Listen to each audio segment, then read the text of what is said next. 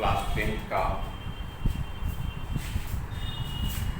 Second chapter यानी विज्ञान का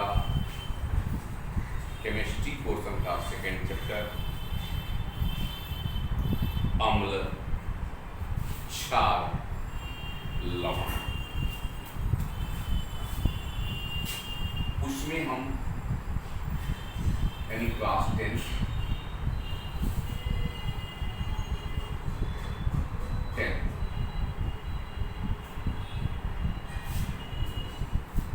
हमने कहा अम्ल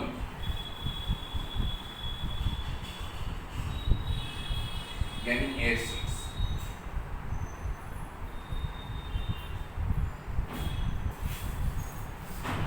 देखो, चूंकि आप जानते हैं कि इस नेचर के अंदर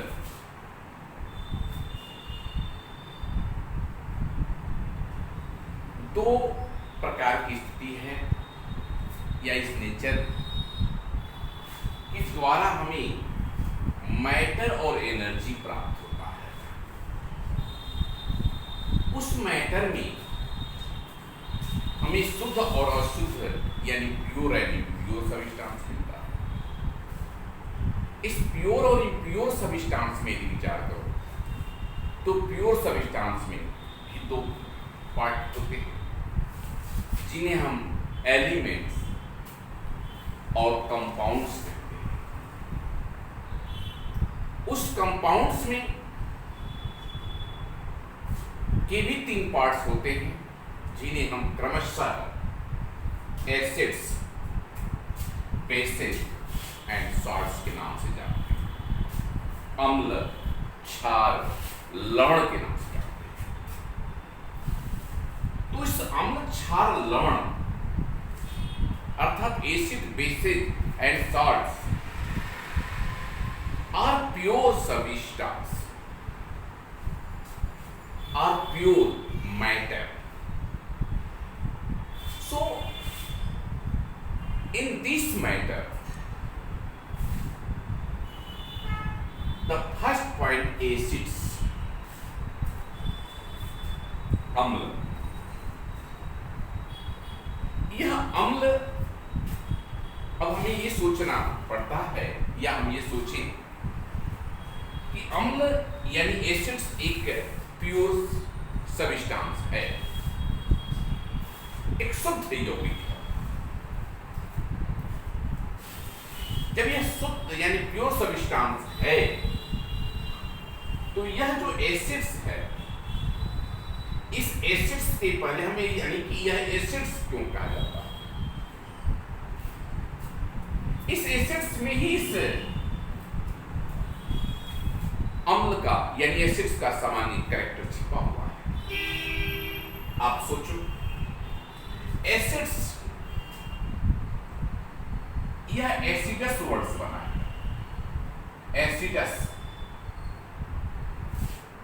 एसिडस वर्ड से बना हुआ है और यह एसिडस मीन्स सावर होता है, जो ये ग्रीक लैंग्वेज में एसिडस कहते हैं, उसे इंग्लिश में हम सावर कहते हैं, जबकि हिंदी में उसे खट्टा कहते हैं। खट्टा, इसका क्या मीनिंग समझ में आ रहा है? आप तो खुद सोचो कि एसिड्स, अभी कहा मैंने कि acids are pure substance which form from acidus are sour, खट्टा। पदार्थों का स्वाद इससे ही अर्थ निकल रहा है। स्वाद खट्टा यदि है तो निश्चित रूप में ये कह सकते हैं कि उस पदार्थ में एसिड्स है,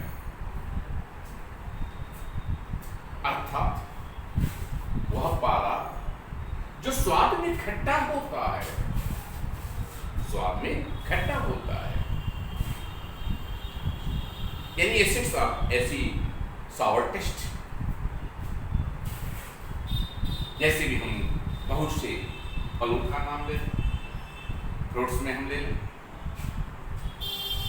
चाहे वो एप्पल कहें, आपके लेमन कहें,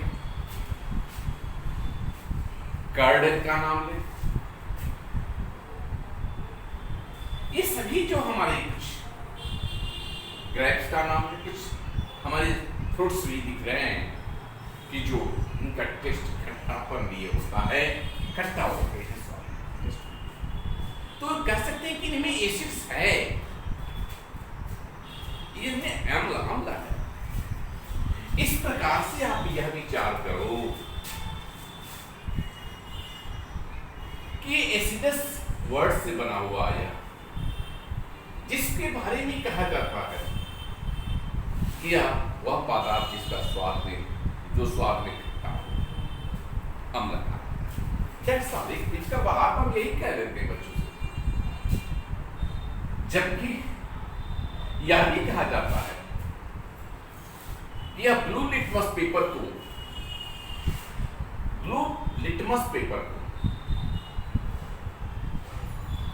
रेड कर देता है।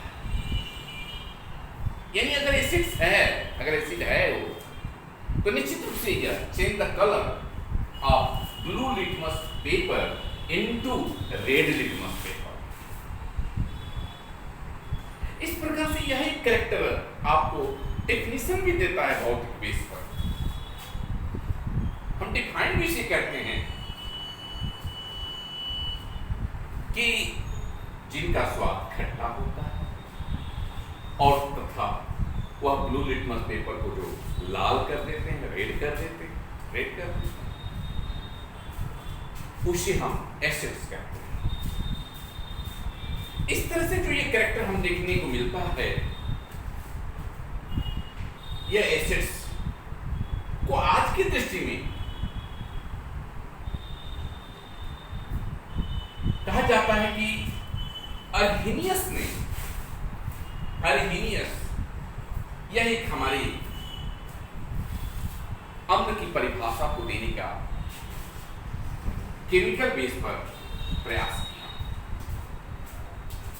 चूंकि आप जानते हैं कि अम्ल एक बैड कंडक्टर होता है, अम्ल, क्षार, लवण तीनों बैड कंडक्टर होते हैं, लेकिन एक सॉल्यूशन में या एक ऐसे जलीय विलयन में ये गुड कंडक्ट हो जाते हैं। क्यों? क्योंकि ये एसिड्स का जल के साथ आयनोनाइजेशन हो जाता है।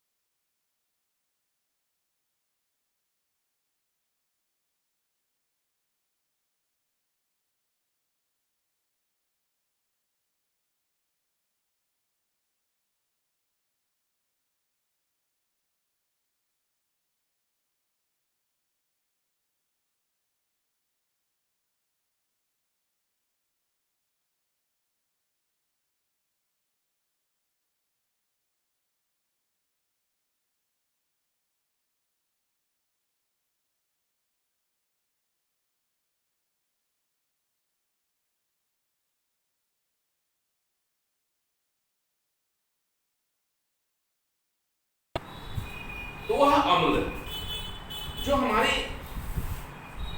खनिजों से प्राप्त होते हैं, खनिजों से प्राप्त होते हैं, उसे हम इनऑर्गेनिक एसिड कहते हैं। जैसा कि हम इनका नाम ले, sulphuric acid, nitric acid, carbonic acid. इस तरह से हमारे एसिड्स जो होते हैं वह फास्फोरिक एसिड या कार्बनिक एसिड कहलाते हैं। जबकि हमने आपको एक नेचर के आधार पर बताया कि एसिड्स जो होते हैं यह दो प्रकार के होते हैं, जिसे हम कार्बनिक एसिड और अकार्बनिक एसिड कहा, यानी ऑर्गेनिक एसिड और इनऑर्गेनिक एसिड का नाम दिया। अब अम्ल की उपस्थिति के आधार पर यदि विचार करोगे, अम्ल वो उस आधार पर भी दो प्रकार का होता है,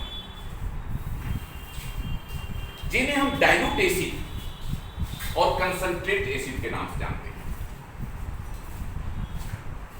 डाइल्यूट एसिड और कंसंट्रेट एसिड के नाम से जानते हैं। अब आप सोचो, जिसे हम तनु अम्ल और सांद्र अम्ल के नाम से भी जानते हैं। तनु अम्ल डाइल्यूट एसिड में तनु अम्ल और कंसंट्रेट एसिड में आपका सांद्र अम्ल। इस प्रकार से हमारा ये जो डेफिनेशन होता है, जिसका हम डिफाइन करते हैं, इस आधार पर कह सकते हैं कि वह अम्ल जिसमें जल की मात्रा कम हो, वह अम्ल जिसमें जल की मात्रा बहुत अल्प हो,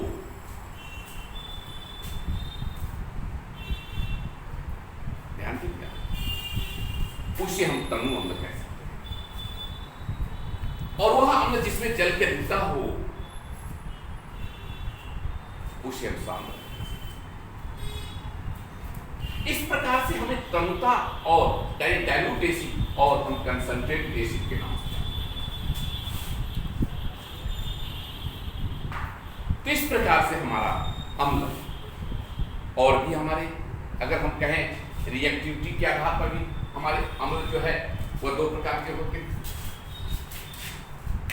जिन्हें हम स्ट्रॉन्ग एसिड और वीक एसिड के नाम से जानते हैं। दुर्बल अम्ल और प्रबल अम्ल के नाम से जानते हैं। प्रबल अम्ल का मतलब क्या होता है, यानी स्ट्रॉन्ग एसिड, और दुर्बल अम्ल वीक एसिड।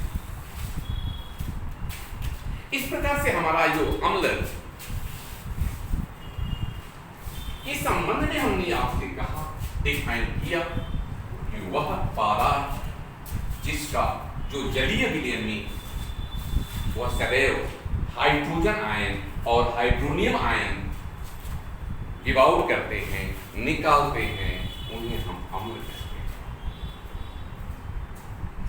अब आप सोचो कि हम जब पदार्थ को जान लेते हैं रसायन विज्ञान के अंतर्गत, यानी केमिस्ट्री के अंदर, जब पदार्थ को हमने परिचय किया, उसके बाद उसका गुण आता है, प्रॉपर्टीज कहते हैं।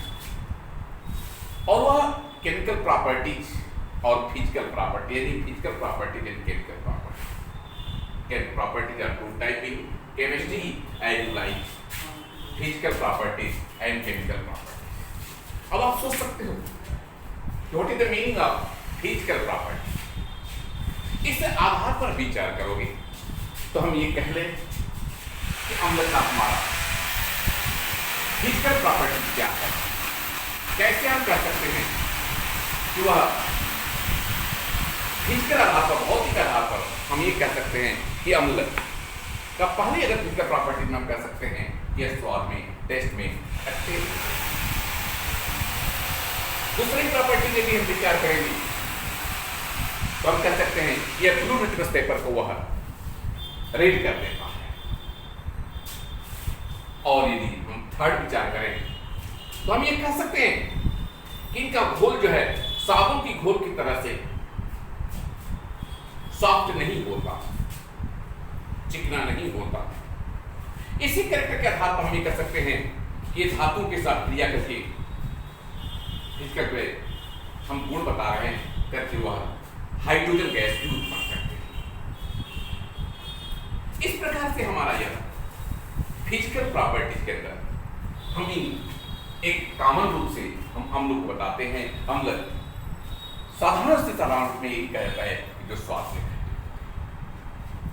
इसी प्रकार से यदि हम केमिकल प्रॉपर्टीज को विचार करें तो उस केमिकल प्रॉपर्टीज को हम भिन्न पॉइंटों से समझ सकते हैं। केमिकल प्रॉपर्टी यानी यह पदार्थों का वह गुण होता है जो आफ्टर रिएक्शन यानी क्रिया के बाद वह जो न्यू सब्सटेंस फॉर्म करते हैं जिसे हम केमिकल प्रॉपर्टीज कहते हैं। और वह केमिकल प्रॉपर्टीज आप सोचो जो न्यू सब्सटेंस फॉर्म करते हैं और न्यू सब्सटेंस फॉर्म करते हैं तो उसमें होता क्या है, वो कैसे होता है। तो चूंकि जानते हो कि केमिकल प्रॉपर्टी जो होती है वह विभिन्न स्थितियों पर निर्भर करती है। Change the colour, change the state, change the temperature, ये भिन्न भिन्न स्थितियां प्राप्त होती है।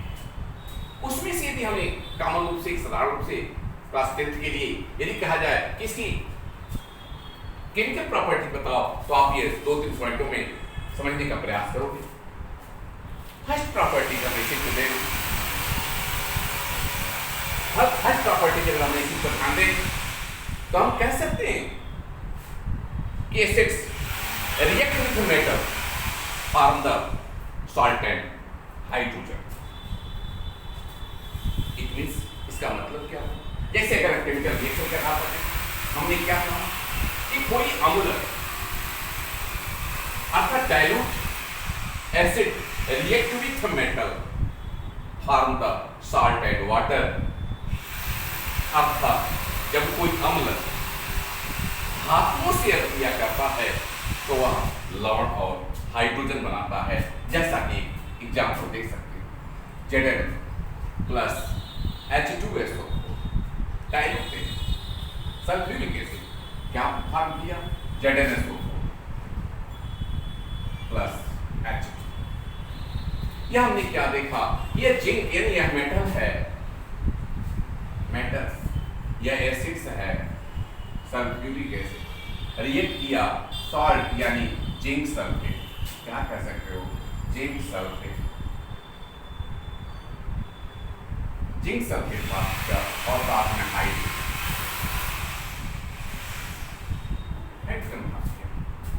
इस प्रकार से हमने आपको क्या बताने की कोशिश की, फर्स्ट प्रॉपर्टी क्या आपको केमिकल प्रॉपर्टी दिया कि हमारा अम्ल जो है मेटल से रिएक्शन करके सदैव हाइड्रोजन गैस उत्पन्न करता है। ये फर्स्ट केमिकल प्रॉपर्टी आप कहें। अगर आपसे कोई पूछता है कि आप जो है केमिकल प्रॉपर्टी के आधार पर आप बताओ इसका दूसरा प्रॉपर्टी में क्या कह सकते हो, तो आप कह सकते हो कि यह हमारा धात्विक ऑक्साइडों से, मेटेलिक ऑक्साइडों से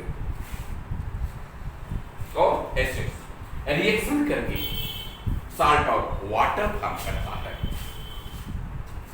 साल्ट और वाटर, अगर कोई एग्जांपल के रूप में अगर सब सोचे तो आप कह सकते हो सोडियम को ही लो, sodium react with sodium oxide को Na2O, सोडियम ऑक्साइड। मैंने कहा metallic oxide react with acid form the salt and water. तो आप ये लो कि sodium oxide react with hydrochloric acid form the salt plus water यानी H2O। सो बैलेंस देख 2NaCl यानी कि आपका सॉल्ट बना दिया सोडियम क्लोराइड, यह आपका सोडियम क्लोराइड बन गया। इस तरह से आपने क्या देखा कि सेकेंड प्रॉपर्टी हमने आपको बताया कि अब क्या कहा, second chemical property of the acids. Third अगर प्रॉपर्टी को विचार किया जाए, किसका थर्ड प्रॉपर्टी बताइए, तो आप कह सकते हो कि acids react with base, acids react with base यानी acid react with base form the salt and water।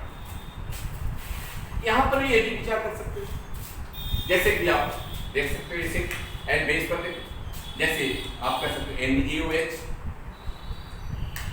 या बेस प्लस HCl रिएक्शन किया, क्या बना NaCl प्लस H2O। हमें क्या क्या जो जिसमें कहा जाता है कि पूरा हाइड्रोजन जिसमें विघटित हो जाता है वह नॉर्मल साल्ट भी कहलाता है।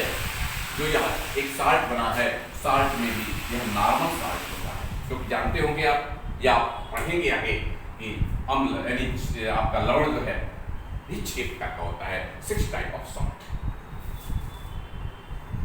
ठीक इस तरह से आप कैरेक्टर देख रहे हो केमिकल का। अब आप विचार करोगे इस तरह से हमारा, हमने आपसे कहा कि अम्ल और क्षार के संबंध में आपको हमने विभिन्न कैरेक्टरों के आधार पर, उनके गुणों के आधार पर आपको बताने का प्रयास किया है। अब आप सोचो कि अम्ल अन्य क्रियाओं से अगर देखोगे, अगर हमारे जीवन में अम्लों का उपयोग या अम्ल का जो है हमारे कुछ पॉइंट में हम देखना चाहेंगे या बताना चाहेंगे कि अम्ल, अब आप सोचो अम्ल का हमारा कोई उपयोग है या हमारे जीवन में कोई यूटिलाइज है, अम्ल हमें उपयोगी है या नहीं है, उन्हें कुछ पॉइंटों में देखिए। तो सबसे पहले जो है हमारा यह भोजन को जो है पकाने में, यहां तक कि कुछ लोग कहते हैं कि यह जो है भोजन को पकाने में, अचार बनाने में, या हम किसी प्रकार से कहें भोजन को सुरक्षात्मक दृष्टि से भी हम एसिड का प्रयोग करते हैं। जैसे एग्जाम्पल के रूप में भोजन, आप सिरका को देखो, सिरका जिसे आप कह सकते हो कि उसे हम अधिकतर हमारे घरों में अचार बनाने में उपयोग होता है। दूसरा चीज, बेकिंग पाउडर को बनाने में टार्टेरिक एसिड का प्रयोग किया जाता है, उपयोग होता है।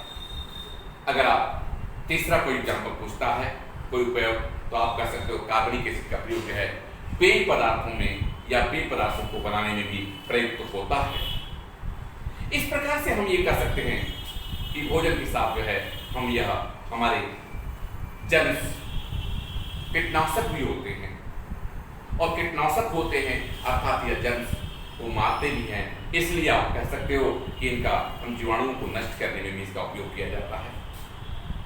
इस तरह से हमारा जो है अम्ल का, हमने अम्ल बताया, अम्ल का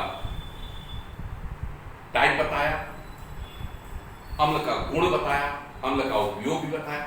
कुछ अम्ल से हमारा अगर गुण है तो उसका कुछ डिमेरिट भी है, अम्ल का हानिकारक भी होता है।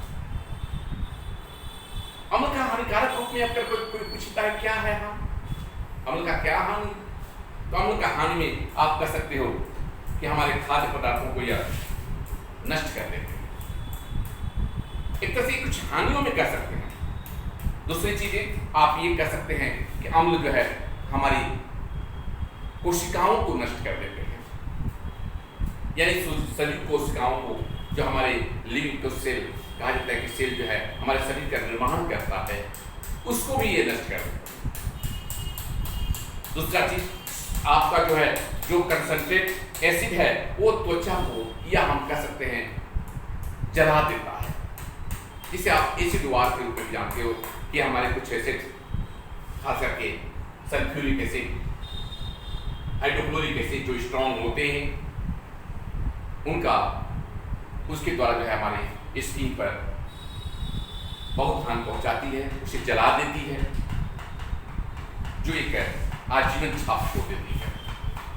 इस प्रकार से हमने सामान्य परिचय आपका अम्ल के संबंध में बताया। साथ में पुनः एक बार मैं कहता हूं कि अम्ल क्या है। कोई पूछता आपसे अम्ल क्या है, तो आप यही जवाब देना, केमिस्ट्री की दृष्टि से, रसायन की दृष्टि से वह केमिकल सब्सटेंस, वह पदार्थ जो अपने जलीय विलयन में हाइड्रोजन आयन या हाइड्रोनियम आयन देता है, उसे हम अम्ल कहते हैं। अर्थात हम कह सकते हैं कि दो substance give out the hydrogen ion in a water solution are called the